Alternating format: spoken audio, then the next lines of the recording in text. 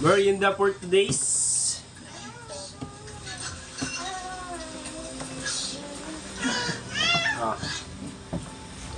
Pero wala tayong halos na pag-iwanan para Rock sa yan. isang mundo.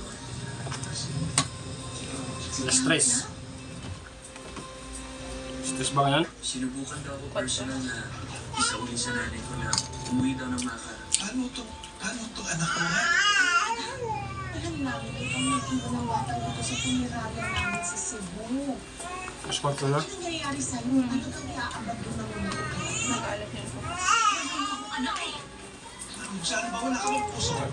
Ha? Ako nga ako, anak. Hindi akin yung parang yan. Hindi na ako bubulong. Mama, may pao?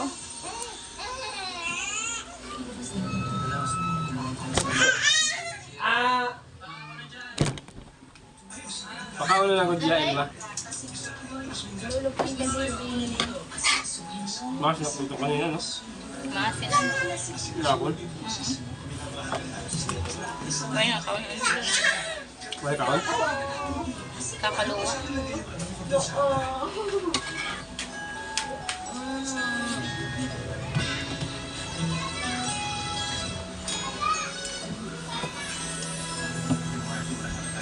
Hirap makaon. Ayun.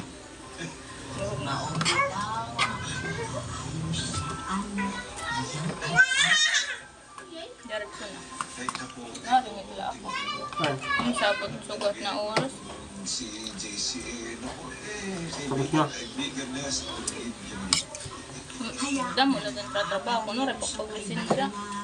Kanina? Mm-mm. Kasi kung nga na yung pag-uli ko. Ano?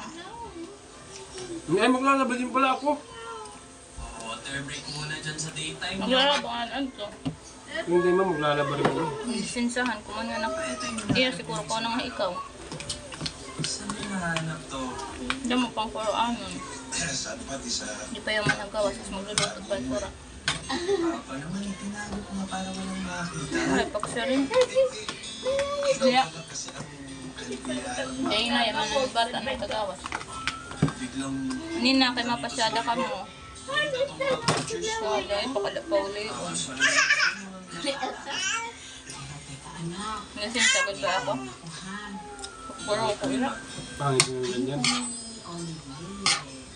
Mo pa kasi na ko pinaruko. Alam ko na pinukol pa ang pagkakan ko na out kang pagmuko. First story naman ang ato. Thank you guys, nagmerinda lang kami ni Mrs.